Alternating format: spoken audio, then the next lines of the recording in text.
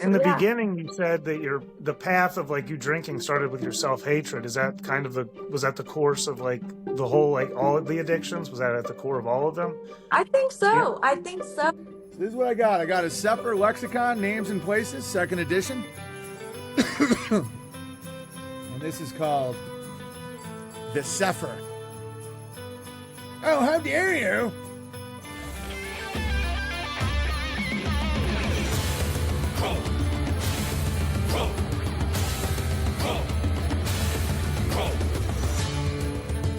Belief is the enemy of knowing.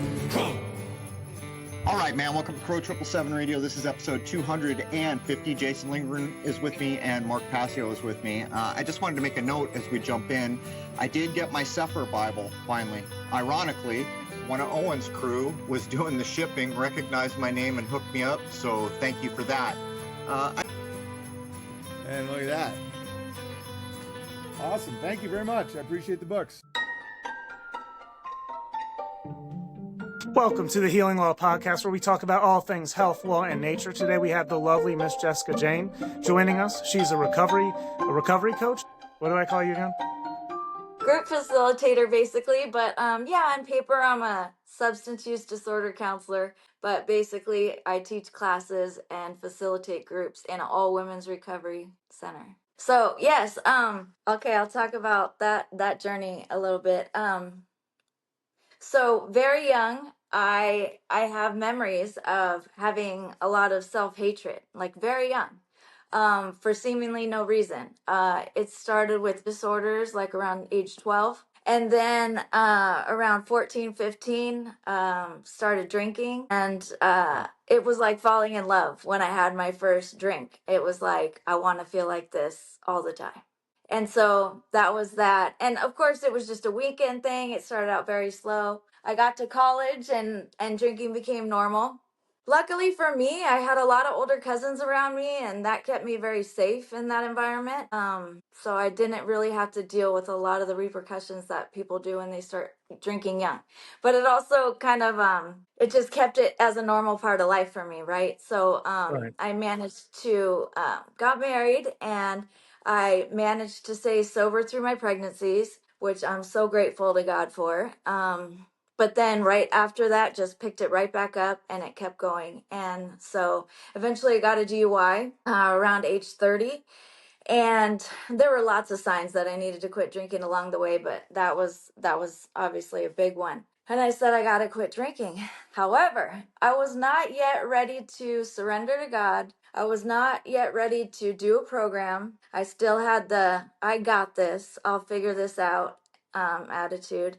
A lot of pride. And so I quit drinking. I did. I quit drinking. However, because I still thought like an alcoholic, because I hadn't changed any of my ways, I had only removed the alcohol, I still had addict thinking. And so, quickly, Vicodin started replacing the drinking. And so I noticed right away it worked well, not just for physical pain, but for emotional pain, for social anxiety, for all the things, you know? And then I think a lot of people have this story. This was the late 90s, early 2000s when the pills were just plentiful. Doctors were overprescribing them. You could buy them like crazy off of people. I went from Vicodin to Percocet. It had to keep getting stronger as the tolerance goes up, right? So Vicodin to Percocet to Oxycontin, and eventually there was no Oxycontin.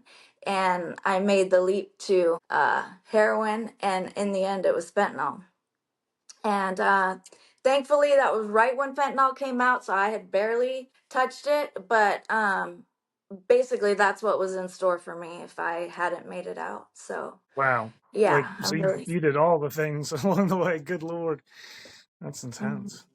And I wasn't a drug user, so like when I was in my teenage years, I wasn't like experimenting with cocaine, and I still never done cocaine to this day. Because when I was little, I always told myself I'll never try drugs because I don't want to turn into a drug addict. Mm. What I didn't know then that I do know now is that alcohol's a drug, And for me, it was the gateway drug. For me, it was the gateway drug. It started with that, and it ended in a place that I never imagined I could have gotten to, you know? Well, in So the yeah, beginning, you said that the path of like you drinking started with your self hatred. Is that kind of was that the course of like the whole like all of the addictions? Was that at the core of all of them? I think Yeah. so. I think so because if you think of addiction as basically it's a form of self-harm. Right. And so are eating disorders, abusive relationships, like all these things, they go together, and they show up Mhm. as patterns.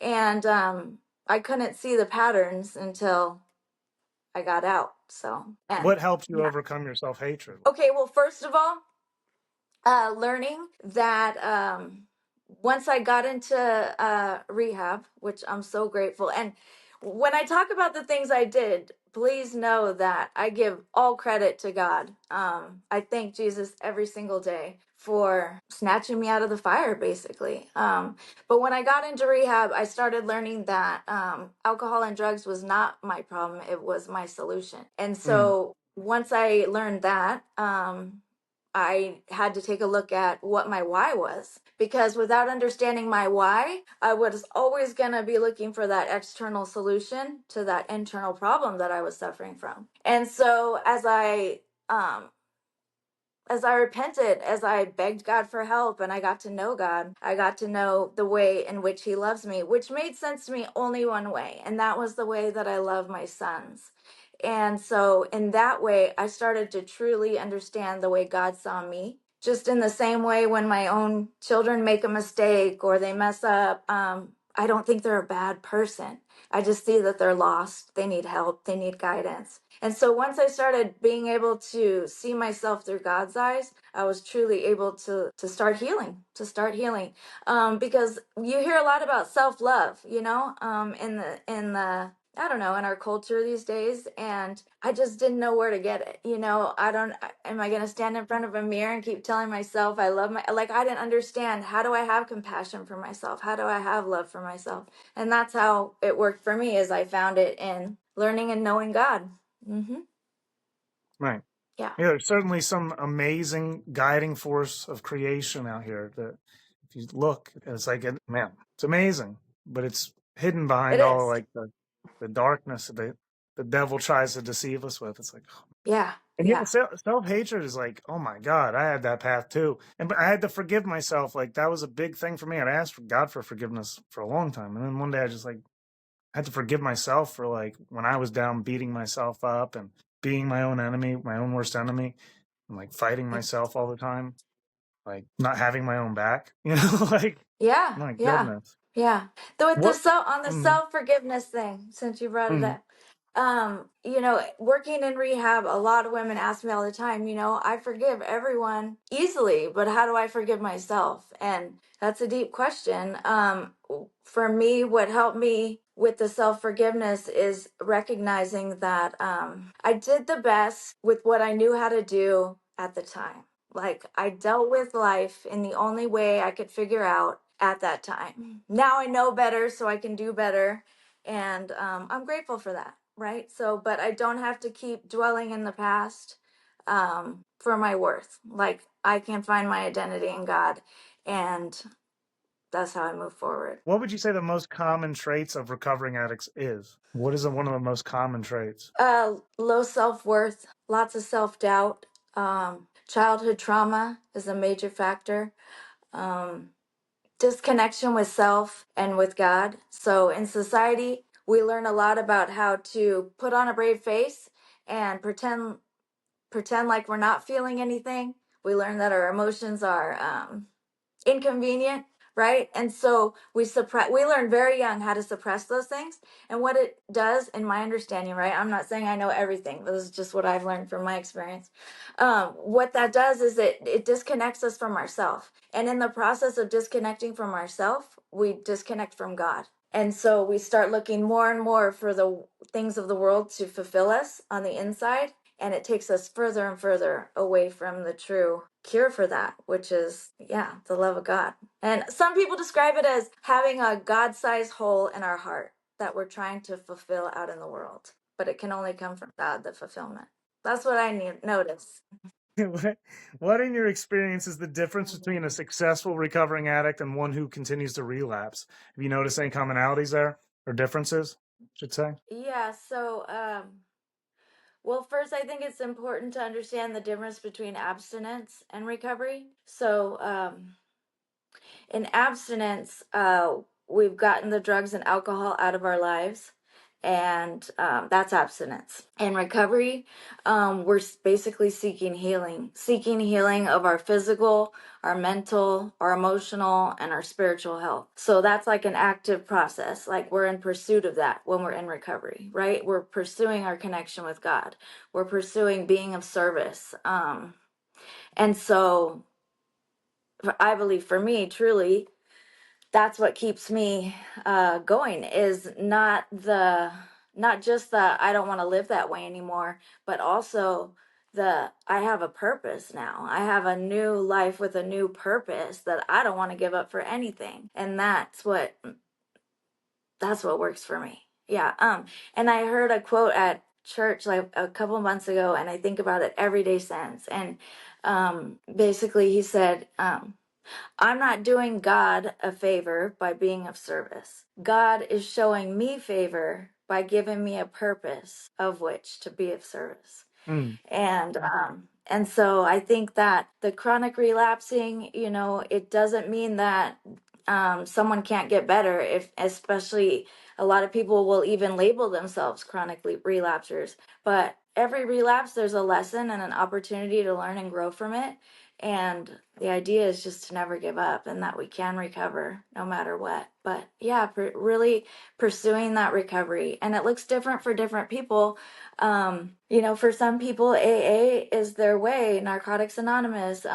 These are great programs. And I think that they work so well is because, first of all, when we share with one another, it lessens our pain, it lessens our shame. We understand each other, and that builds us up. And the connection that we experience, it's like community, right? And if you think back how we used to live in villages where we were connected with one another and we supported one another, it makes sense why having support groups makes such a big difference. Some people find it at church, and some people do all of them, but that connection is really important, that having that purpose, that reason to get out of bed in the morning.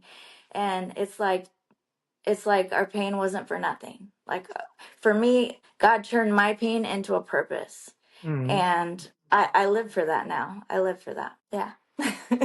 So what would you say to someone who has a loved one who's going through like recovery and they're struggling with challenges? Would they have to support their loved Whew. Yeah. That's tough.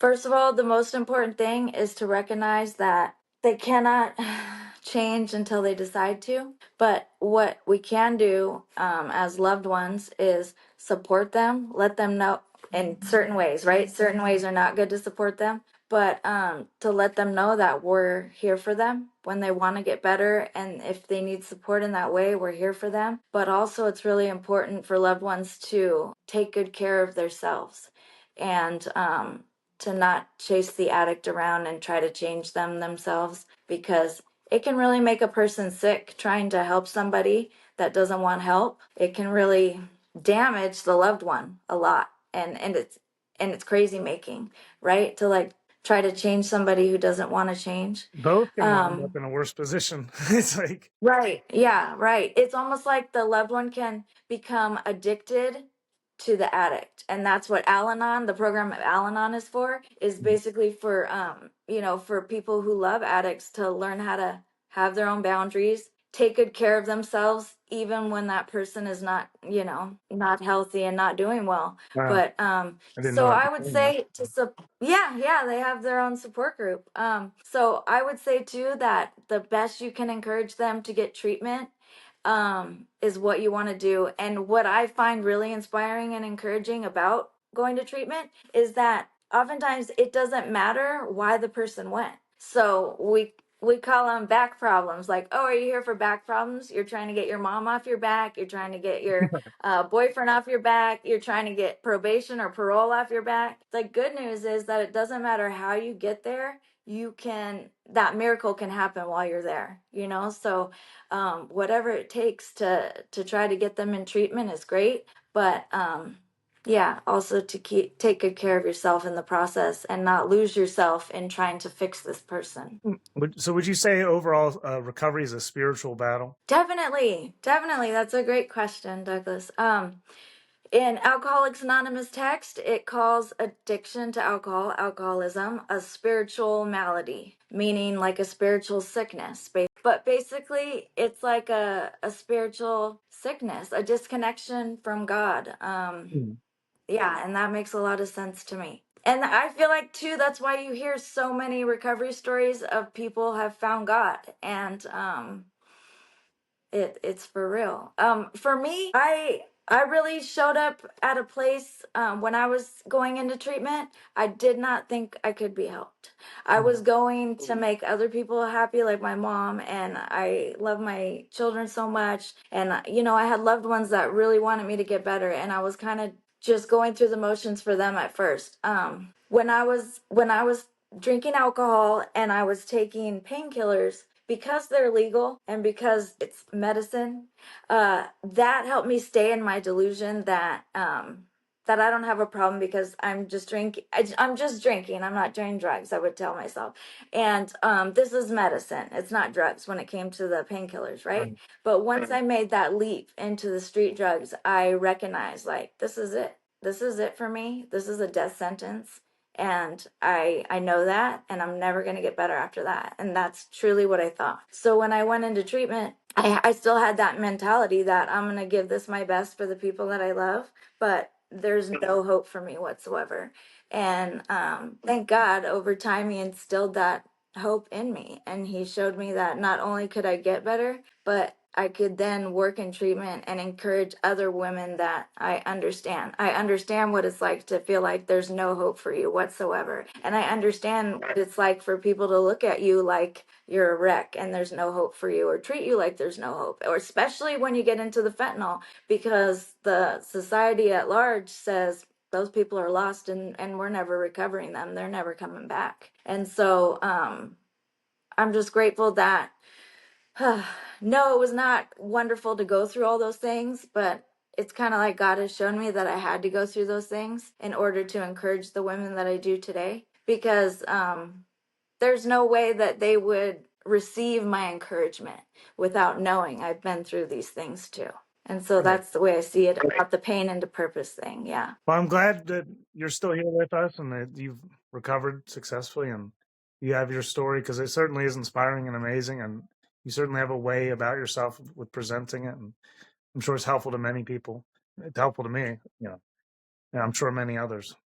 Thank Before you. we get I'm out of grateful for here, that. of course, I got the sponsor here, OperationAmericanGrit.com, the best fulvic acid in the world, in my opinion. Have you ever heard of fulvic acid, Jessica? I have actually heard of fulvic acid. Yes. What do you know about it? Do you know anything about it? Okay, so I received some from a friend. And yeah, I started adding it to my water, and I'm all about being proactive about my health, right? Like with probiotics and vitamins. And I know some people say, like, why do you need to supplement? Just eat well, which I totally understand. But we're at a place now where our food is not what it used to be. It doesn't have the nutrients and minerals that it used to have, that our body needs so badly. And so yeah, I think it's a really great way to supplement what's been taken out of our food to begin with, and yeah, to really pursue that good health. And when we take good care of our physical health, it helps our mental health as well. So For sure. that's what I would say. In some ways, it's kind of considered a prebiotic because it's food for the bacteria that are in the probiotics. It's pretty cool like that. That's awesome. But Yeah, yeah, that's awesome. it's really cool stuff. But what was I going to say? You made a lot of great points there. Oh, there used to be there used to be more fulvic acid in the food because it's naturally present in the dirt. It's just decaying organic matter essentially, and like we would get little bits over time. But like you were saying, it's been kind of stripped out through all the processing and the overwashing, so we don't get like these vital nutrients that the fulvic acid has always like provided our ancestors. So I find it important to like supplement in these times unless you have like a perfect organic garden situation going on, you're eating from a garden like store. Right. Yeah, which not many of us do, but that's such a good point, right? You would love to go out to your own garden, pluck things off, and eat them right away, and you would be getting fulvic acid then. But like the overwashing, I'm completely guilty of that because we hear how much chemicals are sprayed on everything, right? So we're washing them with all the stuff, and so there's no chance any of that organic compound is making its way to us at that point. Yeah. Yeah, and all those chemicals kill a lot of the natural bacteria and stuff, and like they've just destroyed the soil because they've depleted the organic substances from the soil. It's just like they've mined it out through the plants basically, and it's like but they're killing the soil at the same time with all the synthetic fertilizer and the pesticides and the herbicides and all this, and it's just like totally destroyed. But the fulvic acid helps restore the farmland too. It's amazing stuff. I encourage everyone to go look That's into it. awesome. Enough about that. Back to you, Jessica.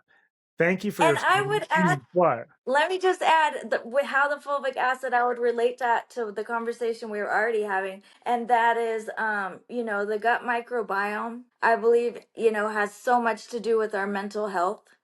And that connection and that the communication between our gut and our brain, most people think all thinking and insight comes from the brain, but so much of it comes from our gut and that intuition. And so I believe too that when we help heal our gut microbiome, it improves our mental health tremendously. So, and that's a big factor with addiction as well. So yeah, I think There those is a go lot of together really evidence for well. the healthy gut microbiome and the connection with the mental. Like, there's a huge connection with that they've discovered. But thank you, Jessica, for your time. What Yeah, else would you like to interesting. leave with the people before you go? Okay, well, I would just say never give up. We do recover. And can I just read you a little something? Of course. Okay, so this is from The Language of Letting Go by Melody Beattie. And, this one is called Gratitude. And I think, well, I try to live this way every day, and I think it can help a lot of us. Gratitude. Say thank you until we mean it. Thank God, life, and the universe for everyone and everything sent your way. Gratitude unlocks the fullness of life. It turns what we have into enough and more. It turns denial into acceptance, chaos into order, confusion into clarity. It can turn a meal into a feast, a house into a home, a stranger into a friend. Gratitude turns problems into gifts, failures into successes, the unexpected into perfect timing, and mistakes into important events.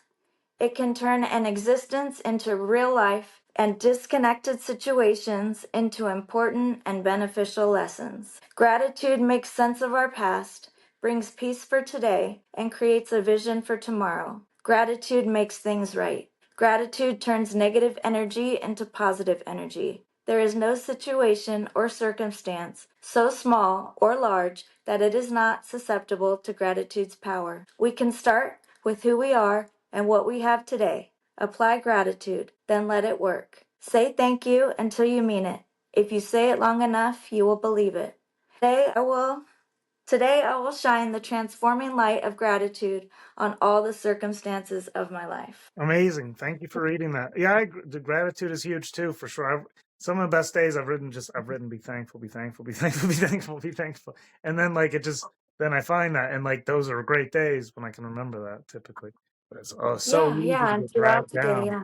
It's like, oh my God. Yeah, yeah, okay, and I'm grateful that you had me, Douglas. I Thank really you. love Oh, the and podcast series. do you want to tell people where they can find you if you want to drop at that or YouTube? Just have a little channel, at Jessica Jane 3 on YouTube, but I just make little videos that make me happy type thing. Yeah, thank you, Douglas, and you're a gift to me and my sobriety and wellness as well, and you've been a good friend to me in this crazy online space. And there's no one else I'd rather talk to about this than you. So thank you so much. Thank you so much thank you for the time and thank you for you as well. Thank you. That's the lovely Miss Jessica Jane at Jessica Jane 3 on YouTube. If you want to find her channel there. Thank you so much for joining us. That's all for the Healing Law Podcast today. I'm your host, Douglas. I'll see y'all next time. Thank you.